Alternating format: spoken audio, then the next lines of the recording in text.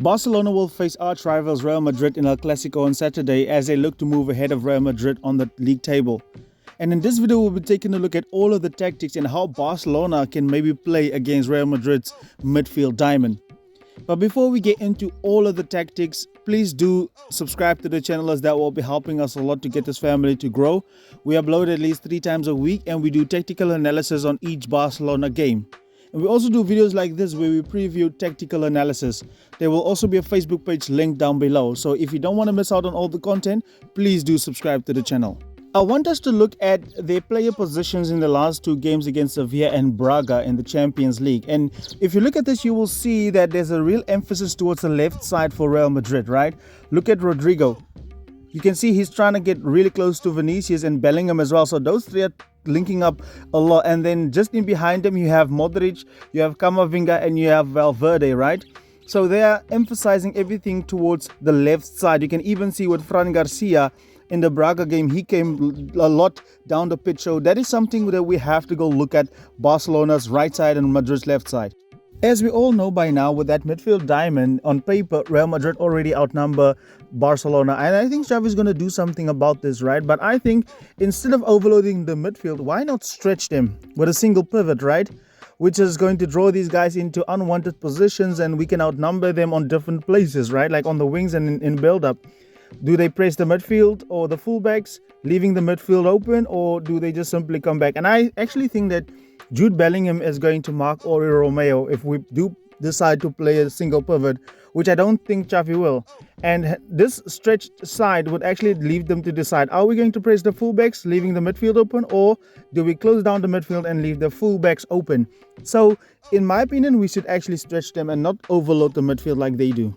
My biggest concern, however, isn't with the build-up. I know our guys will do a good job building up from the back, but the problem is 54% of Real Madrid's attacks come through the left side. Look against Braga, 54%, which is a crazy amount of times. So they are heavily one-sided. Look at Sevilla, 55%. That's a lot of times to attack through one side, which begs the question, are we going to have Joao Cancelo on the bench and Araujo at right back? I also think at the same time that left side of Real Madrid, which is our right side, can also be a big opportunity for us to attack, because the space that will be left in behind Garcia, for an example, will be great for Barcelona to exploit, you know. And therefore, I would want Ferran Torres to be very close to whoever is the right winger, you know, so that they can actually get the ball in behind. And I think Inigo Martinez, I don't know if he's going to start. I think his left foot might have been good to play this ball in behind, because I mean, if they're going to focus on the left side, why not just play the ball in behind on that left side of them?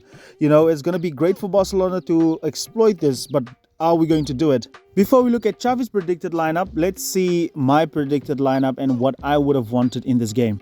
This is my back line, and yes, I would play Cancelo at the right back and Araujo at centre back, because I think we need to have some attacking prowess, and Cancelo is good at inverting, don't forget that. And of course, I want Balde to be one-on-one with Carvajal. And when it comes to our midfield, this is actually my midfield. I would actually prefer Gundogan at pivot position with Xavi and Fermin Lopez. I don't think this game is for Oriol Romeo. I think Gundogan will be good, especially in the build-up, and he is also the guy that can be a playmaker from deep. I don't think I need to tell you how important Xavi is going to be, especially defensively and winning balls back, breaking down counter-attacks and such. But I also think that Fermin Lopez truly deserves to start in this game because of his confidence, his movement, and he's playing very well at the moment. So that will be my midfield trio. And we're probably more likely than not going to see a double pivot of Oriol Romeo and Gundogan playing. Maybe Fermin on the bench and Xavi starting in midfield next to these guys. I'm probably going to shock a lot of you guys with my front line, but I would actually pick Marc Guéhi, Joao Felix and Ferran up top. Yes, I know he's a kid, I know he's still young, but he's a centre forward and he can run in behind Rudiger and Nacho or Alaba, and we need guys who's going to pin those guys back. We can't afford for them to be free and loose, you know, because we know Ferran is not an out-and-out number 9, right? So I would pick the centre forward. I would pick this kid to actually pin these guys back and be in the middle. And you know, you saw what he did against Bilbao. He can score goals. He know where the goal is, right? So I would put him in that area. And also, I don't want Lamine Yamal to play a full game against Real Madrid. You know how Real Madrid can be sometimes, right? And what an impact would Lamine Yamal actually do or make when he comes off off the bench, you know. So we have no reason to be scared. We can take this risk.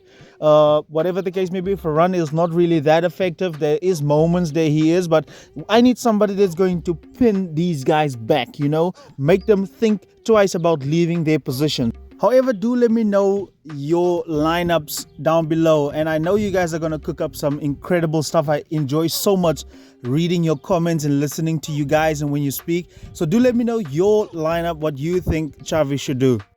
I don't think there will be many surprises when it comes to Xavi's lineup, but I do think this will be his lineup probably. You know, I'm only unsure about the right back and the pivot position. Furthermore, I do think the other positions will be filled. If Araujo do start at right back, we're going to see Martinez. And if Cancelo plays at right back, we're going to see Araujo go to centre back and Martinez actually falling out, and Oriol Romeo is going to fall out probably, and then Firmino is going to come in. But furthermore, we are very limited at the moment in terms of injuries.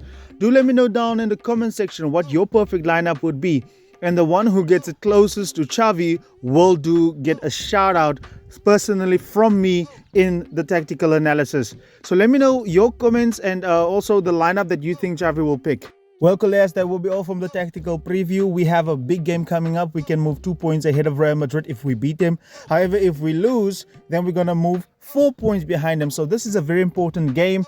It's going to do nothing to the title race, however, but we just want to keep up with everybody. We don't want to go 4 points behind. However, that will be all from our side today. Please do let me know your comments below. And also, what are your predictions in the comment section? Let me know everything, guys. And also, do not forget to subscribe to the channel if you're new around here. We do tech content like this on a weekly basis. We upload 3 times. We do tactical analysis on each and every Barcelona game. So join the family. Thank you very much for watching this video. I see you on Sunday in the tactical analysis. So thank you. Goodbye.